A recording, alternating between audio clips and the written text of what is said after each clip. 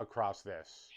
So, um, yeah, it is not good, but that's okay. We're going to work on it here. Give me just 1 second. Um, yeah. Do, do, do. Yep, yep, yep.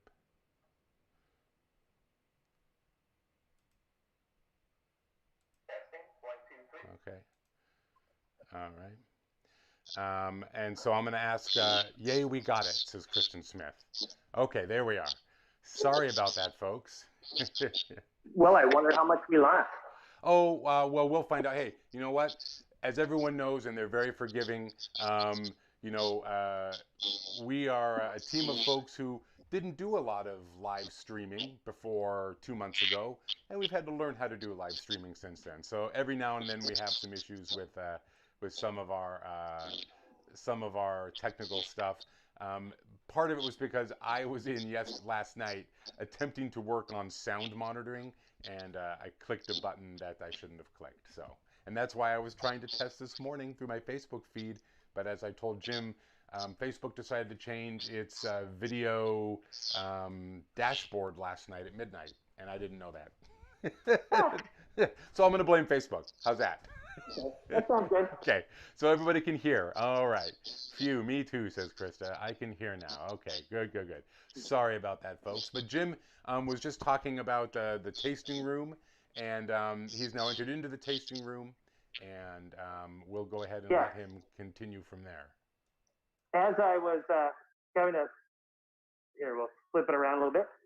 Yes, the tasting room is available and set up for people to ask brewing questions, to sample a variety of the coffees that we have before they commit to buying any. This current location is closed at the moment, but we normally have a really good staff of experienced coworkers who can answer your questions for you. It's really kind of a nice treat in Olympia to combine that with the farmers market visit. And it has some big reviewing windows here too, where you can look and watch the brewing process. They're currently roasting some coffee right now.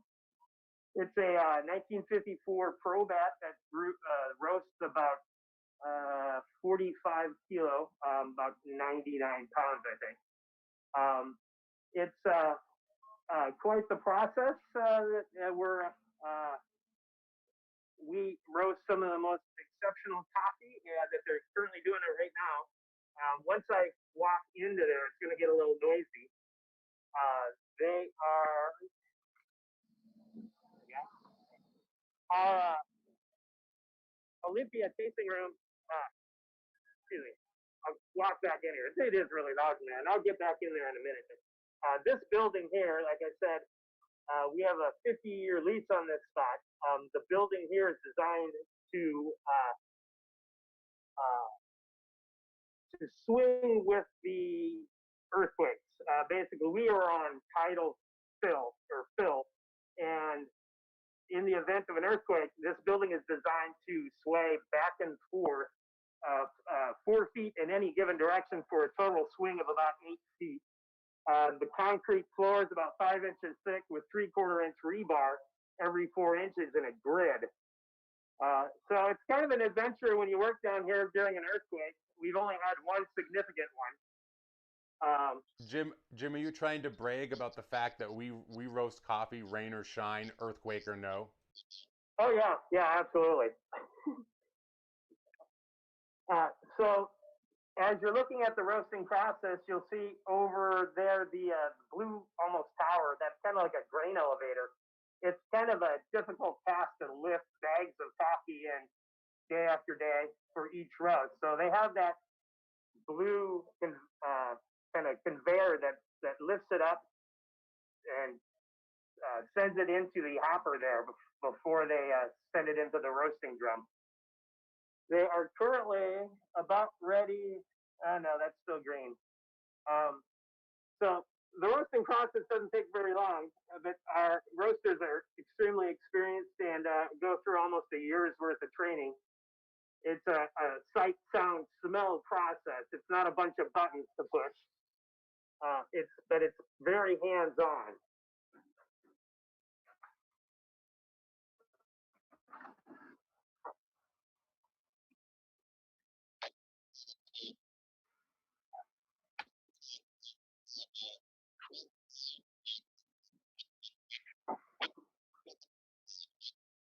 Our roaster RA.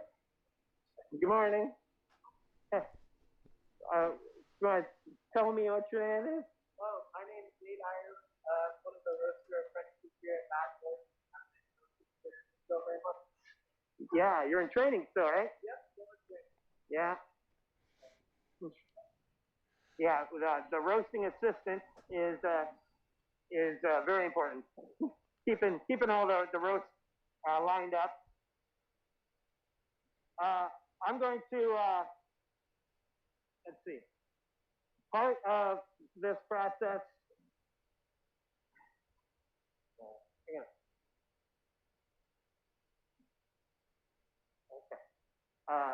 it's a little quieter in here. And there's so much work that's involved in just getting good coffee here to the Olympia roaster, to our roasters, that it'd be a shame if at the very last process anything were to happen in the brewing or the barista stage of the process. So we offer free training for our wholesale customers to ensure that the product that we're sending out matches the pride and expectation of the farmers that we expect and that we've come to appreciate and love. Probably one of the most important aspects of a good company is the relationships it builds.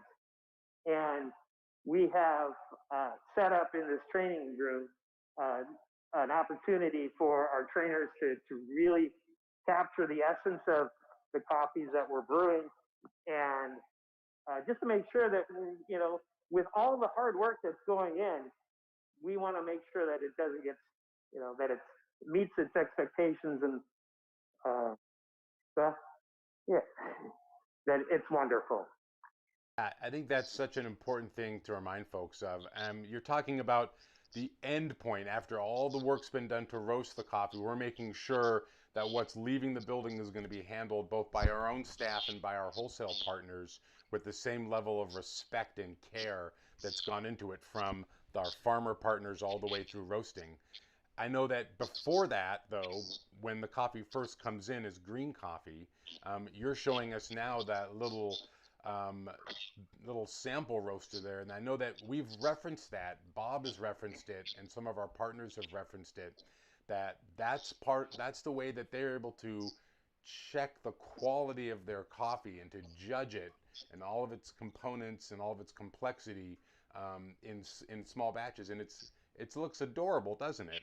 Yeah, it's cute. So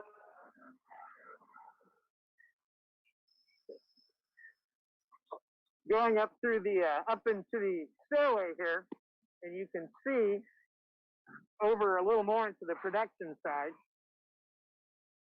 Melissa's currently got the wind still going. We haven't ground any coffee yet this morning, but normally those grinders are humming. The a good bird's eye view here of the roasting facility.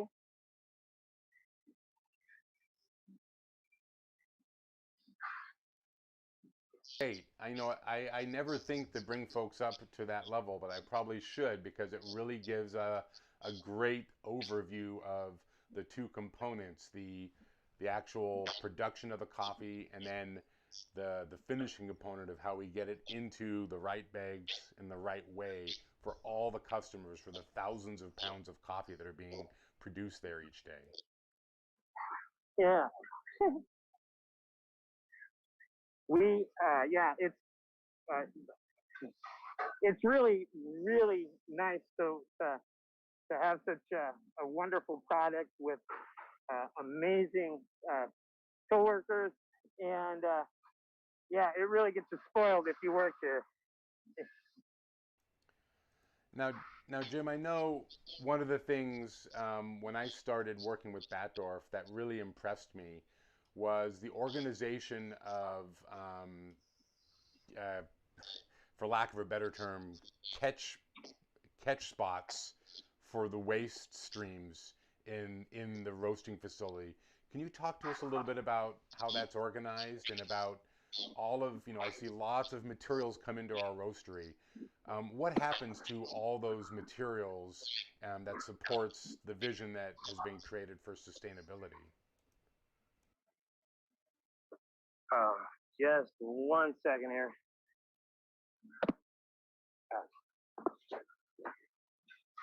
Little technical issue.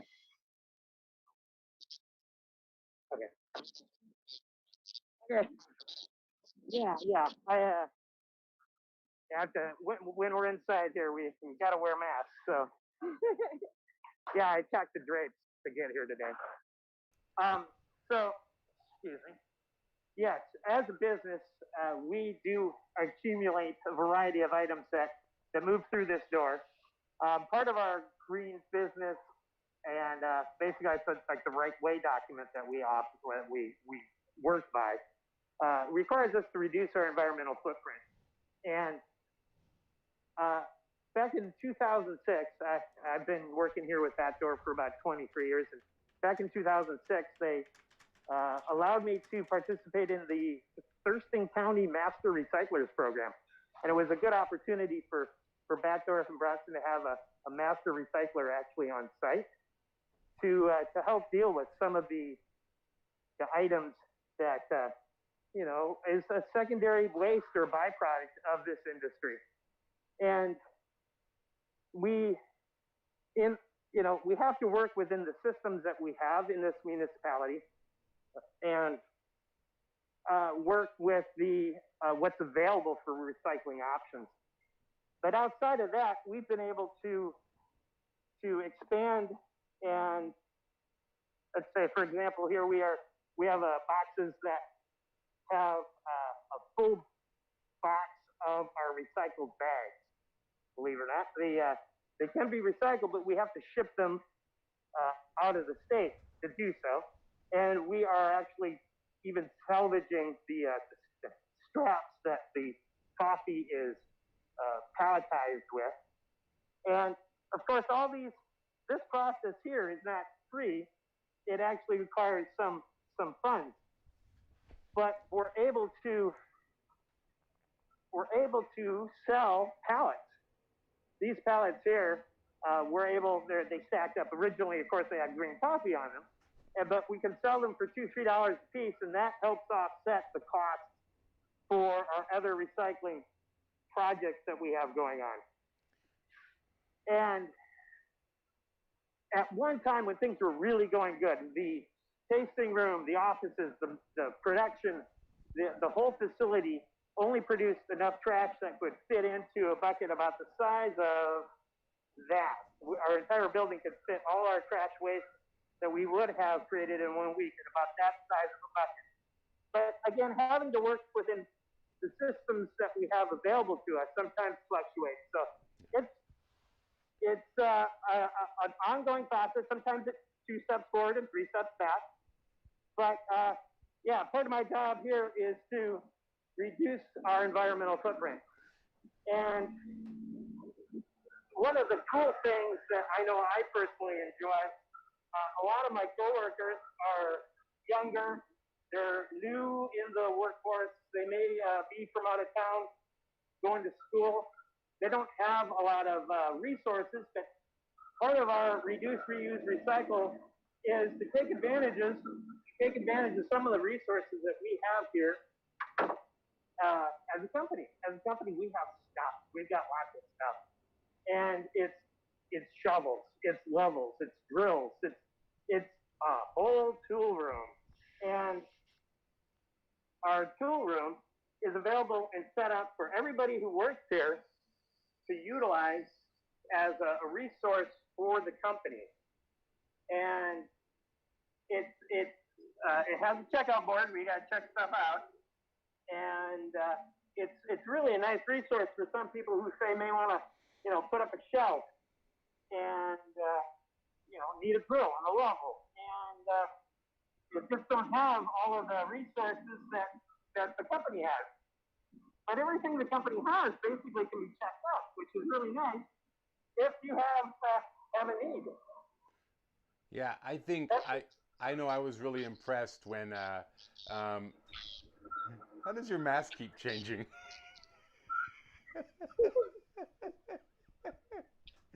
You keep doing costume changes. I know I was really impressed, when I first came in about that aspect, and I thought about it. I know I wasn't a younger person necessarily when I joined, but I totally remember when I had an apartment and we needed to do something and I didn't have tools in my life, right? And it was Yep. just so nice to think, or like something like something I still don't have, which I might need coming up actually, is a hose for using air tools for and a compressor, right? So it's great to know that those kinds of resources can be shared within our work community, and to know that it's similar to all the work that you do on limiting our waste stream, right? Because it's a combined effort to use things most efficiently, right? All those little Sure. works you do, which are really behind the scenes, but we all know about it, and so it's great to be able to share with people. Like, it takes work. It takes someone in the role to help us coordinate, managing the waste stream, like you said, with the reality of who can accept our recycling and our waste streams and our compost streams. That has to be adjusted, and I'm just so glad that you're in a role doing that. And I know that you are. It actually makes me sleep better at night, in the same sense that a company might have all those tools and resources for the facilities, but it needs someone there to manage sharing them appropriately. So it's really great that you're in that position to do that for us. Yeah, I would receive requests like, "Hey Jim, could I borrow this? Could I borrow that? Hey, over the weekend, could I borrow a table or a cooler? Or I need a dolly because we're moving." And instead of having me have to keep track of like, okay, so and so's borrowed this, so and so's borrowed that, just having a simple checkout sheet really helped keep things organized and accountable for. Hey, where's my hedge trimmer? So it's we've had good success with the tool room checkout and being able to manage in this municipality our options to reduce. It's really been able to make it possible to do minimization of our footprint. Again, we have to work with the systems we have, and sometimes it gets full. Like right now we're at a 65-gallon can, and recycling opportunities have come on. But yeah, here is to minimize our environmental footprint. We've started this process, several years ago. We've always been big into recycling as soon as the program started in this area. But we're also one of the first 100% green power roasters in America. And to that extent, we've also, we even produce our own electricity on site. We have 9,000 kilowatts that are available if it's money, potentially. Over here, you can see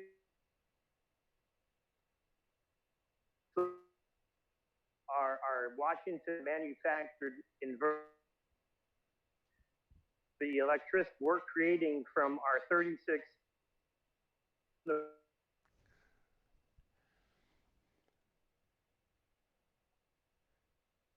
our electricity that we're using is coming from our solar panels.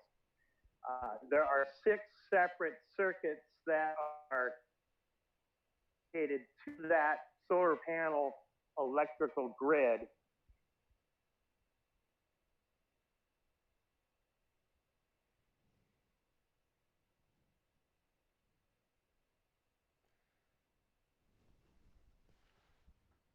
Looks like we're having a little bit of a pause here, folks. I apologize for that. It's just a connectivity in issue. the Pacific Northwest. Hey Jim, I wonder, could you step back inside for us? Recharge.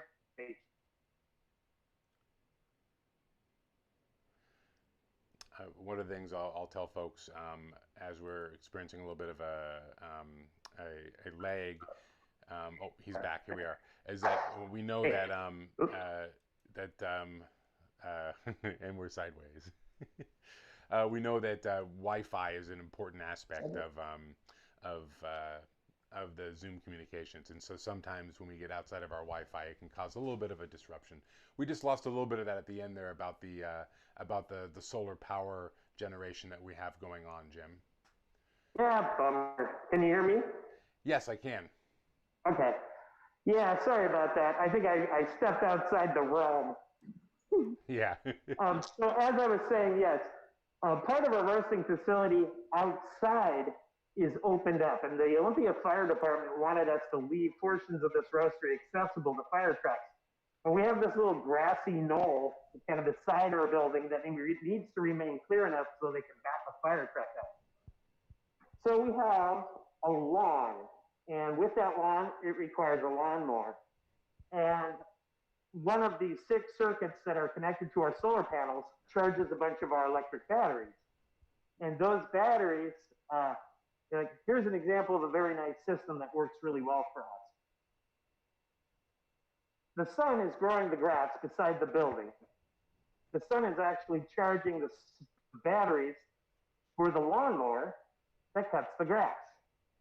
So we have an electric lawnmower. So not only is the sun growing the grass, but it's also doing the work cutting it for us too. And an electric lawnmower is wonderful. However, it does take a little longer, but it's not for the reason you would expect. It has plenty of power. That's not the issue. The problem is we are also located next to this small little retention pond, and the frogs love it. It's so loud. In March, boy, it just erupts with the sound of tiny little frogs screaming their heads off.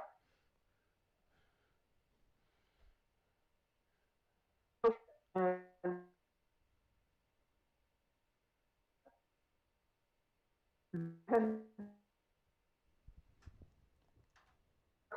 constantly away from the front of the mower, yes, with an old mower of the impending doom that they would get with a general combustion mower. So it is a really nice cycle where we're able to utilize the sun's power, but it's you know, it takes a little longer to mow because I'm down there shooing frogs away all the time. Well, you know, another group that likes those frogs are the ducks that come down to the pond as well. So, Yes, you yes, know, we've had a mom with 5 of her chicks hanging out. I had a request from someone who's watching. If you could take a step back and show the map on the wall, maybe just for a second. I think some folks would like to take a look at that. Yes, the tropic Cancer and Capricorn are represented as our in between our coffee growing regions. And there we go. Yes, this there. This map right here used to actually be the dividing wall in the old offices back in 1997. That had a doorway through it, but that just kind of gave you some indication as to how far our facility has grown. That just used to be like a wall that divided the office from the training lab. But yeah, it does really represent the coffee growing region, the coffee regions of the world. Awesome. I love it. I mean, and we look forward to when folks can come back and join us again, because as we get closer to that map, we can talk about you know, the areas on the map as we talk usually about the history of coffee and humans interacting with coffee and all of kind of the key places that are engaged in the story of coffee are located on the map because those all relate to different origins that our coffee comes from.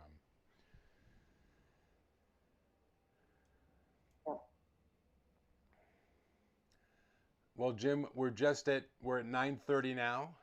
Oh, Eric Eric wants to let you know that he misses his ducky friends too. Yeah. Yeah. I know we have a lot of staff members who are watching right now, a lot of as well as some of our fans, and I think that I speak for a lot of folks when we talk about how much we miss being able to come and be with you all at the roasting facility. We know that we've had to take some really strong measures in order to over comply with the recommendations as a food processing facility, and those have been necessary just for us to be ethical and for us to take care of ourselves. That said, the downside of that, we know we're doing good and we know we're doing things the right way, which is part of who we are, but it does cost us in our relationships with all of you there. So I'll speak for myself. I'm sure that might be echoed for some of the other staff members who miss coming in to be in the roastery, who miss the environment that you have been so important in shaping. So it's nice to be able to have just even a few minutes with you here, to be reminded that our roastery is still there. It's still working, roasting 4 days a week at that 200%, we say. And I know that you're a huge part of that. So thank you from all of us on the staff who can't be with you, and then for all of our fans who are watching this now and later. Thank you for all the work you do to create a home for us to roast this coffee in. Oh, well, thank you, Josh, and thank you for everybody who tuned in. Yeah, we have truly exceptional coffees, but it sure is nice to talk about a good coffee with so it's good to talk about a coffee worth talking over coffee about a coffee worth talking about. It's the people that I work with that truly, I miss folks. Yeah. We get the same 9 people every day. So when coworkers pop by, even if it's just outside the building, it is nice to say hi and kind of give a virtual hug too. Yeah, exceptional coffee is great, but we are more than exceptional coffee. We are great people too. Yeah. Like you. Yeah. Well, Jim, thank you so much. I absolutely 100% agree. And Sally says hello as well. Eric says hello. Ren says hello. Um, so we miss each other, but we know that we're moving through this, and this is part of it. This is part of staying connected, and we're just grateful, and we're looking forward to the day when we all get to share coffee together, right there where you're standing in the tasting room. So yes, and like any good tour, it always ends back again at the tasting room. So yeah. here we are again, back in the tasting room. All right. Well, Jim, thanks so much for being with us today. Really appreciate it. I'm gonna hop over here to my closing screen. I want to say thank you again. Thanks from everybody who watched. I want everyone to stay on for just a moment after I say goodbye to Jim so we can talk a little more. But it's great to see you, and I really look forward to being with you again. We'll be together eventually. Yes, we will. All right. Take care, Josh. Take care, Bye-bye. Jim. Bye-bye.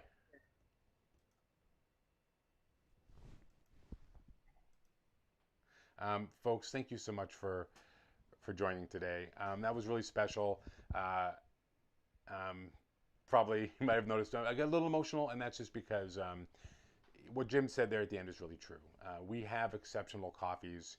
You know, if you watched yesterday, Bob talking with Erwin down with the Mirsch family in Nicaragua. Long coffee growing, a family that has many generations in coffee growing and leaders in specialty coffee. And we've had a relationship with them for decades now.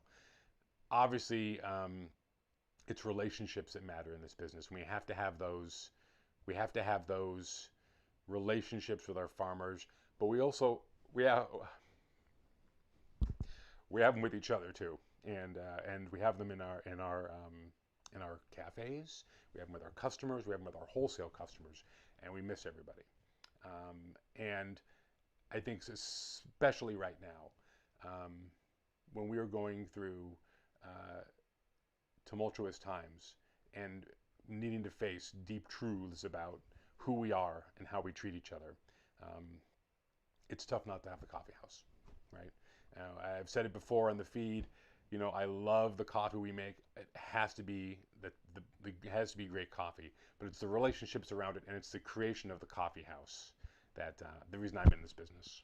It's about the place where we gather to talk, and those things have been removed from us. So, but we find new ways, and we find new ways to stay connected and to keep having the vital conversations we have to have as we heal our communities in more ways than one, right?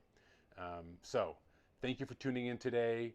Thanks for continuing to support us as a company.